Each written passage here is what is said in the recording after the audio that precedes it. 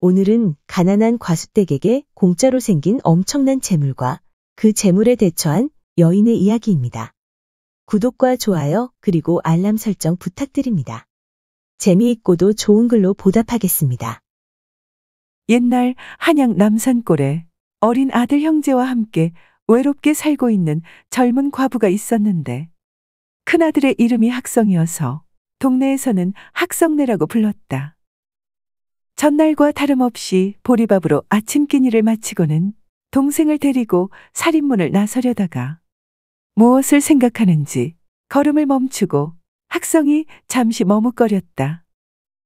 부뚜막에서 설거지하고 있던 과수댁이 학성의 서성거리는 모습을 보자 새삼스럽게 서당에 가기 싫어하는 아들이 괘씸한 생각이 들어 목소리를 높였다.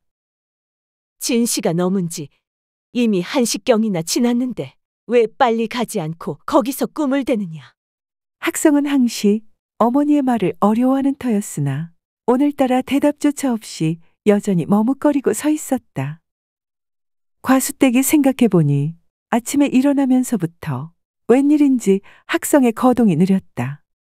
평소에는 새벽에 일어나서 책을 읽다가 우물가에서 물을 길어서는 과수댁이 집에 들어서면 얼른 받아다가 물독에 붓고 나서는 밥을 먹은 연후에 서당에 갔다. 그런데 오늘은 전과 같지 않게 꾸물거려서 빨리 조반을 먹도록 2번이나 재촉했었다. 그러자 조반을 끝내고 서당으로 가려고 하더니 웬일인지 살인문 앞에까지 가서는 멈춘 것이다. 학성 형제를 오직 한 가닥 희망으로 여기는 과부댁은 아들의 행동이 공부에 염증을 느낀 탓이리라 짐작하고는 살인문 앞으로 가서는 다시 한번 음성을 높였다. 이게 무슨 짓이냐. 항상 열심히 공부해야 한다고 귀에 못이 박히도록 타이르지 않았느냐. 아무리 나이가 어려도 아버지 안 계신 내 처지를 생각하지 못하겠느냐. 속히 서당에 가거라. 아들의 행동이 자기의 뜻과 너무 어긋난다고 생각한 그녀는 두 눈에 쌍심지가 돋았다. 어머니, 공부가 싫어 그러는 게 아니에요. 학성이 울먹거렸다. 과수댁이 내려다보니 아들의 눈에서 눈물이 흐르고 있었다. 놀라 주춤한 과부댁은 무슨 곡절이 있는 것이라 느껴 학성을 부둥켜 안으며 이번에는 곰살궂게 물었다. 서당에서 무슨 일이라도 있었니? 상냥한 어머니의 말에 학성은 참았던 서름이 불시에 복받치는 것 같았다. 주먹으로 눈물을 씻으면서 흐느꼈으나 왜 그런가 하는 이유를 학성은 말하지 않았다. 이때 옆에 서서 어머니와 형의 거동을 보고만 섰던 학성의 동생이 입을 열었다. 어머님, 형님이 가여워요. 요전에 서당의 훈장 선생님이 글씨 쓸 종이를 나누어 주시면서 다음에는 종이를 사와서 글씨를 쓰라고 하셨어요. 종이를 사가지 못했더니 훈장 선생님이 꾀를 피우느라고 그런다면서 형님 종아리를 회초리로 때리셨어요. 집에 돈이 없는 걸 아는 까닭에 형님이 아무런 말을 하지 않은 거예요. 하지만 오늘도 종이를 사지 못했으니 전보다도 더 많이 맞을 것 같아요. 그래서 형님이 망설이는 거예요. 형의 억울함을 대신해 이야기하면서 동생도 울었다.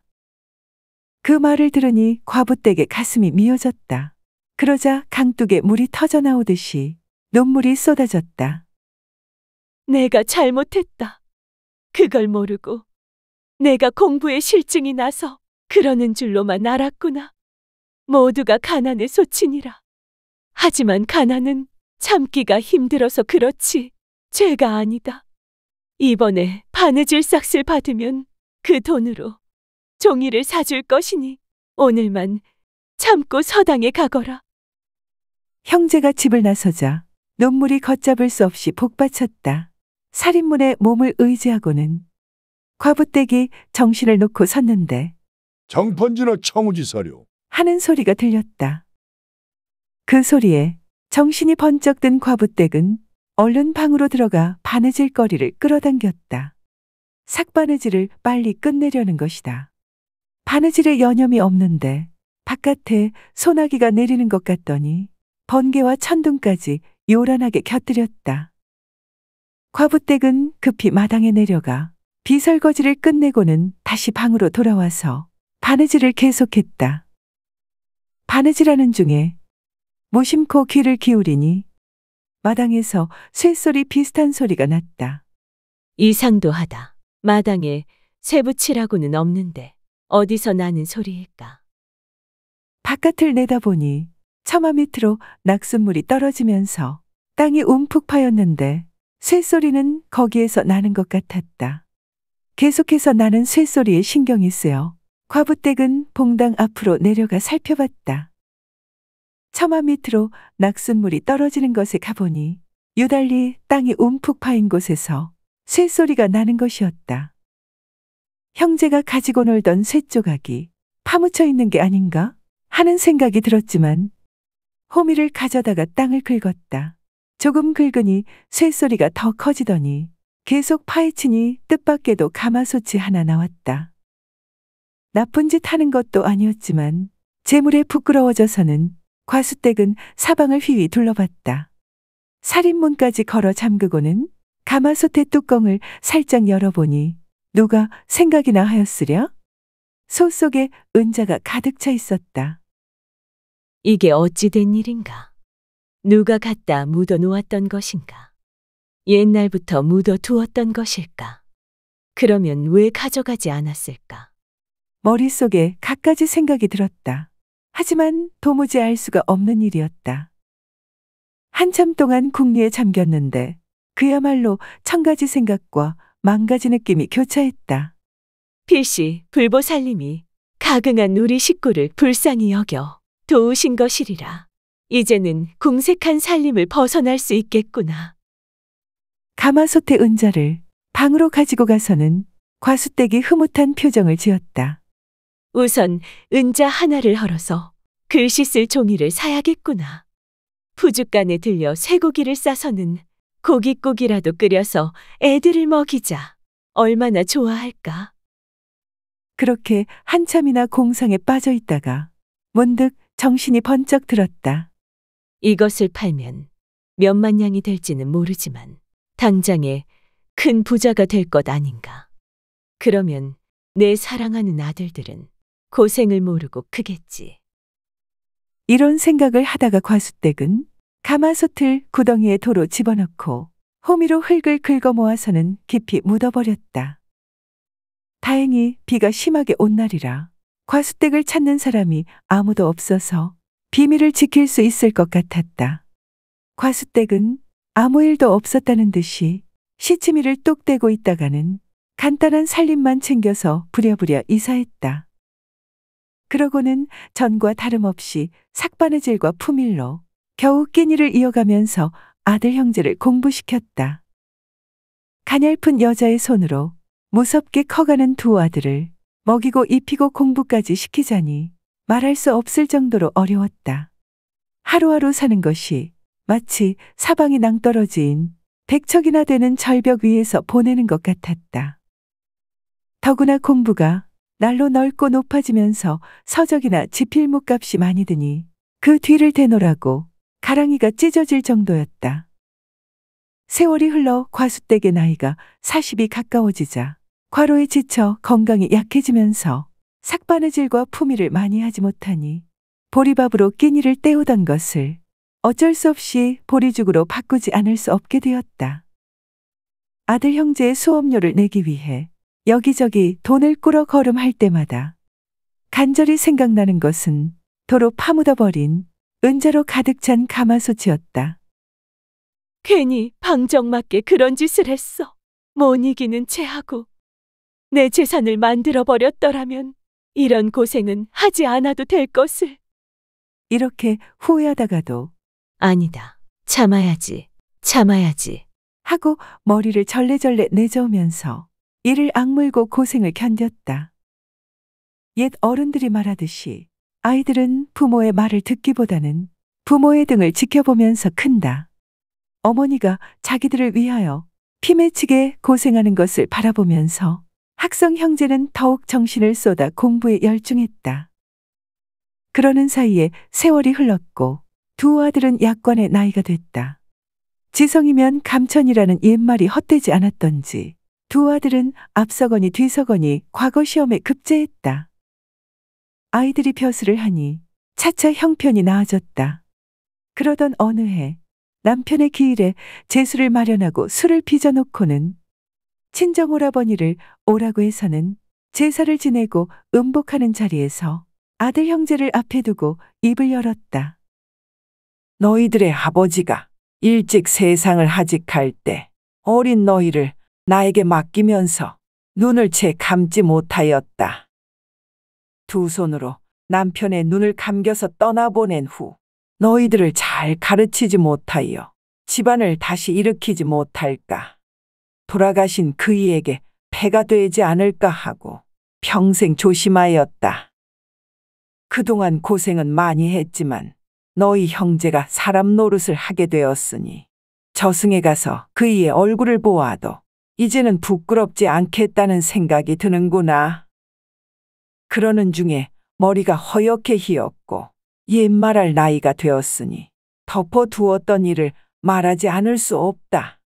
그러고는 옛날 남산골 집에서 은자가 가득 찬 가마솥을 도로 파묻고 이사한 이야기를 실토하였다. 그 말을 들은 오라버니가 안타까워했다. 그게 무슨 어이없는 짓이란 말인가? 들어오는 복을 떨어내도 유분수지. 그것을 파서 썼더라면 그런 고생은 하지 않았을 텐데 분하구나. 오라버니의 탄식 소리에 과수댁은 목소리를 가다듬었다. 아닙니다. 땀 흘려 얻은 것이 아닌 재물에는 반드시 화가 붙어 다니는 것이 세상 이치입니다. 게다가 사람이란 궁한 것을 알고 고생을 해보아야만 비로소 재물이 귀한 줄을 아는 법입니다. 그때를 말하면 아이들이 아직 나이 어린데 불시에 큰 재물을 얻어 부유한 살림을 하는 날에는 몸과 마음에 기름이 껴서 공부에 전념치 않았을 것입니다. 게다가 돈이 있으니 기생집에 다니면서 술과 여색으로 인생을 망치지 않으리라는 보장도 없습니다. 이러한 여러 가지 뜻으로 보아 아이들 앞에 많은 재물이 있었다면 해가 될지언정 유익함이 없었을 것이 분명합니다. 하지만 정작 문제는 저에게 있었습니다. 그 돈을 쓰고 싶은 욕망을 이겨낼 재주가 없었습니다. 그러니 딱 한 가지 도망가는 방법밖에 없었습니다. 보지 않으면 욕심이 생기지 않을 테니까요. 그래서 은자를 묻고 급히 집을 옮겨 재물에 관한 생각을 끊었던 것입니다. 웬만한 재물은 사람됨이 성실하고 근면하면 이 열 손가락으로 구할 수 있으니 공짜로 얻은 재물에 비할 바가 아닙니다. 부친의 제사가 끝난 며칠 뒤 학성이 옛 기억을 되살려 어릴 적에 살던 집을 찾아가 봤다. 새삼스레 뭘 어쩌겠다는 것이 아니고 은자가 탐나서도 아니며 그냥 궁금해서였다. 가서 보니 사람이 살지 않는지 오래 손질하지 않고 버려둔 집은 퇴락의 빛이 역력하였다. 둘러보니 어떤 할멈이 옛날 살인문이 있던 그 자리에서 전을 펼치고는 팥죽을 팔고 있었다. 팥죽 한 그릇을 사서 먹다가 옛날에 살던 집을 가리키면서 무심한 듯 학성이 물었다. 할머니, 저 집에는 아무도 안 살아요? 빈집인 것 같네요. 노파가 쓸쓸한 표정을 지으며 말했다. 내가 그 집 주인이랍니다. 20여 년 전에 그 집을 사서 건실한 남편과 착한 두 아들과 살았다오. 가난했지만 행복했지요. 그러다가 어느 날 마당 한 구석에서 은자가 가득 든 가마솥을 발견했다오. 가히만냥은 됐지요. 이제는 고생 끝, 행복 시작이라는 생각에 온 가족이 행복했다오. 그런데 그 은자가 재앙이 될지 누가 알았겠소. 먼저 남정네가 바람을 피웁디다. 처음에는 동네 주막집에서 술 몇 잔 마시는 것으로 시작됐지요. 그러다가 기생집을 찾아다니더니 오래지 않아 기생첩을 얻어서 딴 살림을 차렸지요. 얼마 안 돼서 두 아들놈이 제 아비의 길을 따라갔다오. 하지만 녀석들은 술이나 여자보다는 노름이었다오. 그러니 어찌 되겠소?